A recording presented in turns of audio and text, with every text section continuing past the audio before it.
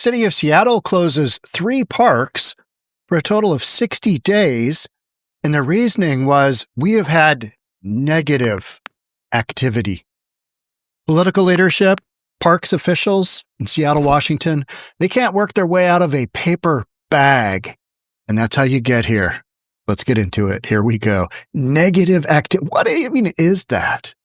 Watch a little video. What could go wrong? New tonight, the city of Seattle has closed 3 parks due to safety concerns. The Parks Department says it's trying to come up with ways to make the parks safer, including adding more lighting and plant boxes. Today, Seattle City Council President 𝗧𝗜𝗠𝗘𝗦𝗧𝗛. Adding more lighting and plant boxes. This is what I'm talking about. I mean, honestly. Let's put some lighting up. How about we arrest and prosecute and incarcerate the criminals doing the criminal activity? What about that instead of lighting? It's so bad. Seattle has gotten so bad. Told KOMO's Jeremy Harris that closing the parks is just a small step in fighting a much bigger issue of drug use and violence in Seattle parks. Yeah, the city put up these fences to shut down these 3 parks because, in their words, bouts of negative park activity. Neighbors are a little more blunt. They say the problem is rampant drug dealing, people using open, trafficking of stolen property, and growing homeless encampments. When 2 people were shot at Virgil Flame Park in Seattle's Lake City neighborhood in August, neighbors demanded action, and the city responded. Within days, the encampment where the shooting happened was swept, but new camps popped up nearby, including here at the mini park in the heart of Lake City. But now the park has been cleared and the city has installed fences to keep people out, part of an emergency action to deal with problematic parks, which also includes Seven Hills Park in Capitol Hill and the closure of the pavilion here at Dr. Blanche Levizo Park in the Central District. It comes down to root causes. We're a town that likes to talk about root causes. And City Council President Sarah Nelson says the root cause of the issues in city parks comes down to drugs. Public safety isn't just about hiring more cops. It is about getting at the things on the ground that are driving the gun violence, the illegal activity, the theft, the chronic homelessness. And to me, that is addiction. The city has invested millions in new drug treatment resources, rehab, and outreach. But Nelson says she's frustrated by the pace of progress. But I will continue to raise the alarm and to pound my fist on the table and call for more action. One action she believes needs to stop is the health department handing out drug kits. Help people. So Sarah Nelson is reasonable. She is straight up reasonable, despite being a Democrat. I know.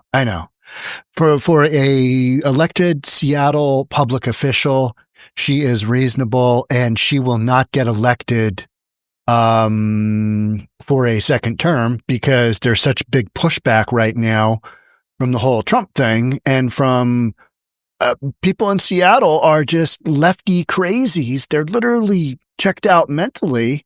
And so they can't see past the good things that the handful of folks that we have that are moderates in Seattle are actually doing.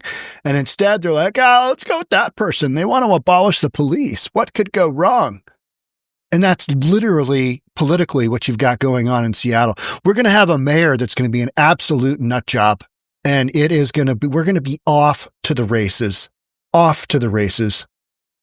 Ingest deadly, ubiquitous, cheap drugs because the next hit could be their last. She says while temporary closures can be a smart step, she says they're just a Band-Aid on the city's real issue. But when we are funding nonprofits, public health to pass out foil, meth pipes, other paraphernalia, I question what harm is being reduced by that. People get high. Yeah, with the parks now closed, the city tells us they anticipate the closure. 100% agreed. And you've heard me say so many times, all harm, no reduction. That's what it's all about.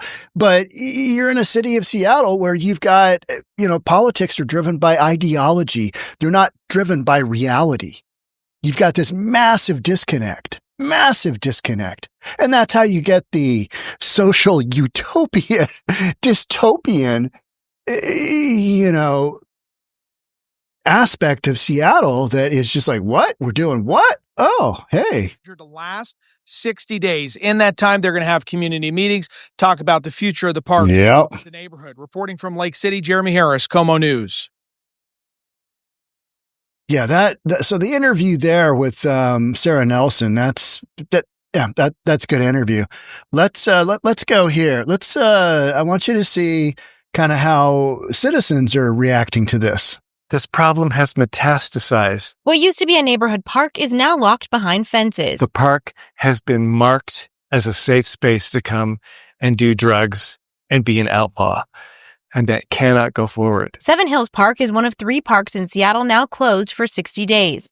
This is what it looked like before the fences went up. Drug-related activity, sex trafficking, stolen goods, cars being broken into, our houses being broken into, trespassing, not to mention the sanitary conditions. The other 2 closed parks are Lake City Mini Park and Blanche Levizo Park in the Central District. And I think a fence right now is a good idea because it breaks the chain of events, so people don't feel emboldened to come back. Literally within hours after the fence went up, I observed, living right across the street, many of the same people circling. Neighbors worry that So it's going to break the chain, literally chain link fence, for how long? How long is it going to stop that? I mean, the minute you take this fence down, and we've seen this in Ballard Commons Park in Seattle and Ballard, the minute you take the fence down, those homeless tents come back. And you know what? Seattle doesn't have the political will to do anything about this. And the folks you're seeing interviewed here, I would take one guess what direction they voted. And that's why Seattle's got as many problems as it does.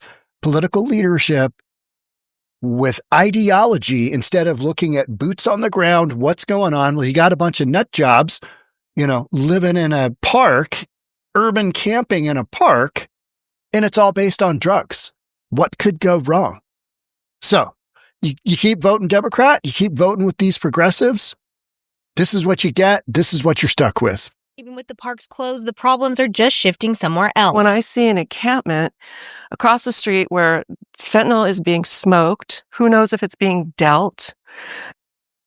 Absolutely, it's being dealt. Of course it is. Why wouldn't it? And you know what? This has been going on for years and years and years and years. And now all of a sudden, because some of this stuff is getting pretty violent, people are outraged. It's like, yeah, what direction have you voted? Did you vote Republican? Did you vote Republican ever? Oh, you haven't? Huh. Well, how's that working out for you? How are your 3 parks doing? And we're going to get into some more parks in addition. It concerns me greatly.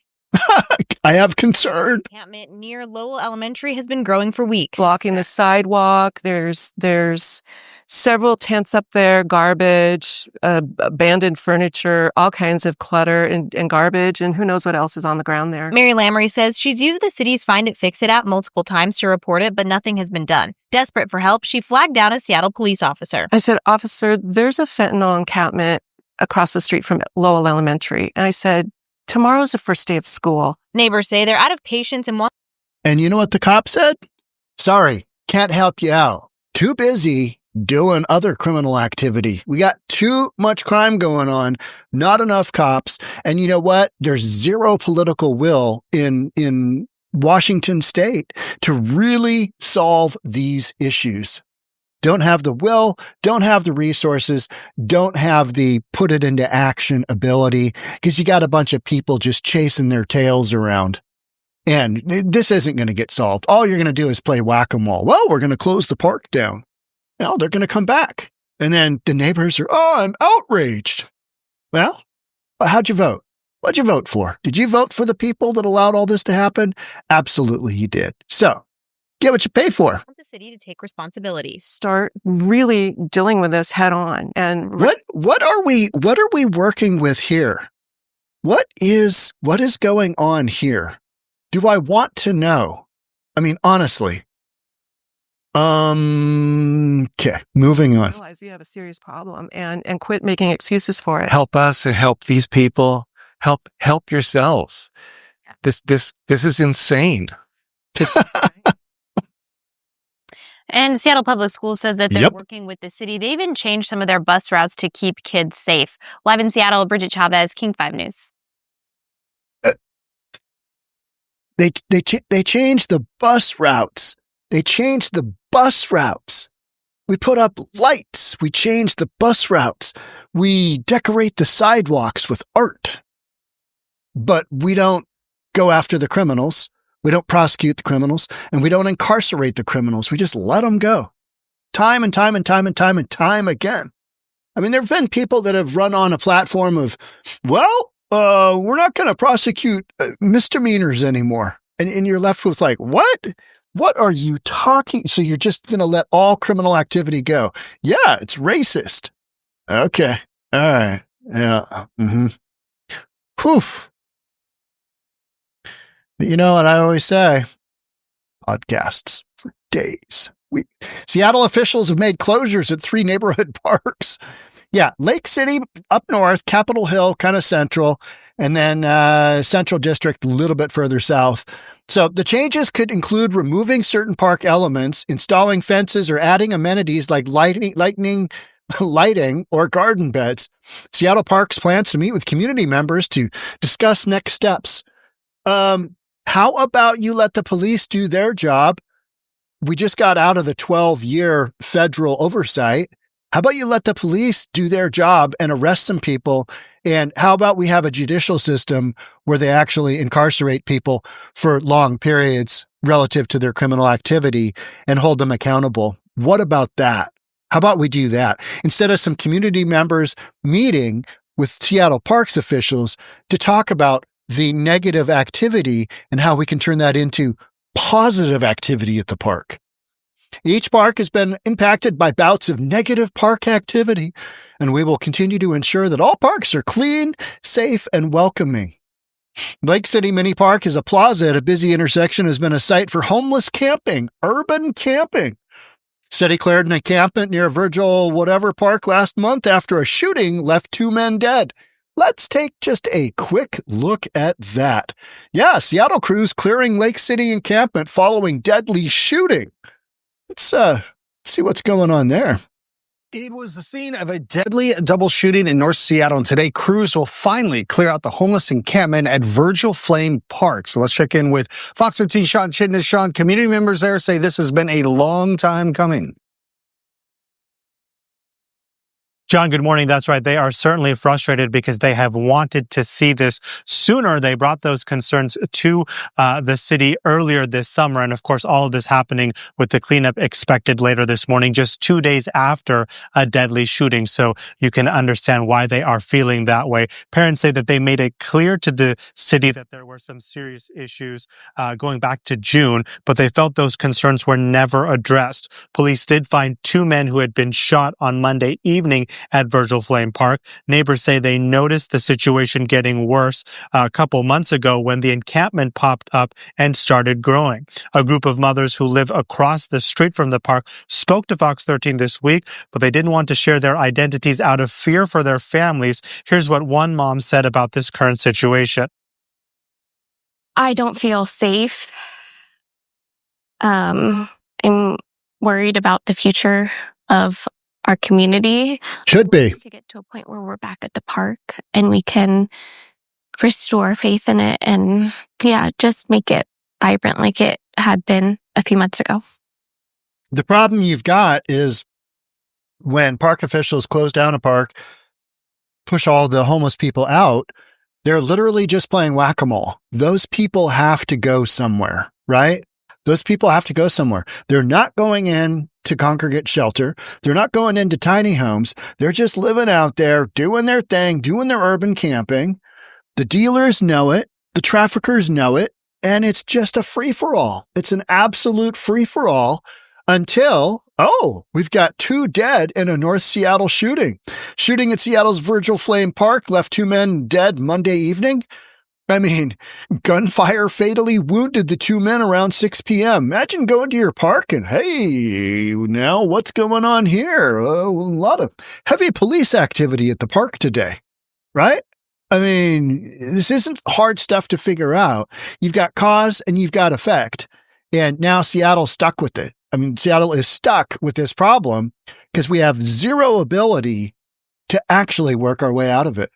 You don't have enough jail space. You don't have. Plus, we're not really incarcerating anybody because it's considered racist. Oh, yeah, that's not good. Let them go. Let them go. Let them go. That's what you're doing. And that's how you end up here with a whole bunch of nut jobs camping in a park, and moms are like, we need this to go back to how it was.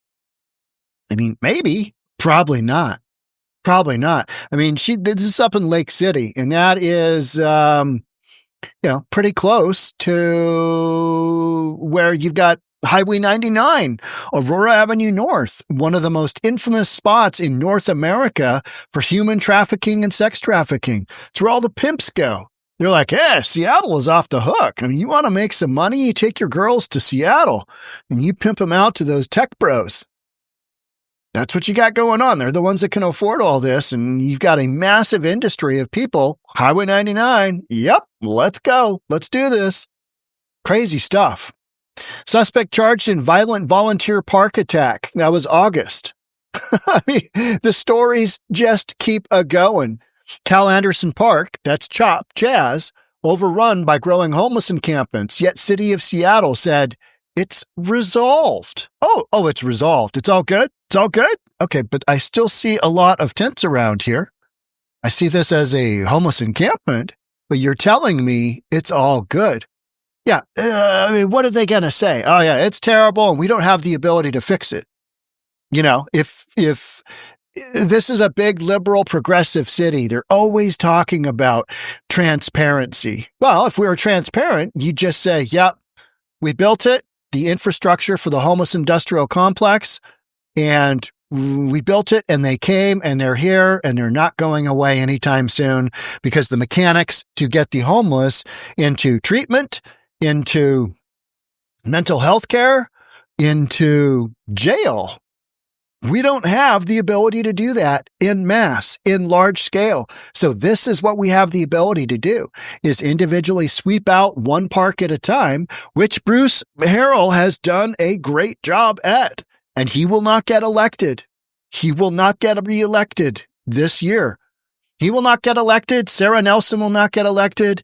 And Ann Davison, the Republican Seattle City attorney, who it's a non-political position, she will not get elected. You will not have any moderates, even if they have a Democrat by their name, you will not see them win, because the left, which is what drives Seattle so hard, just like Portland, the left, which drives Seattle so hard, will dictate that anybody associated with Trump is absolutely incarnation of evil and therefore, not worthy of reelection. Give your vote to another socialist nut job, and that's what you're going to see.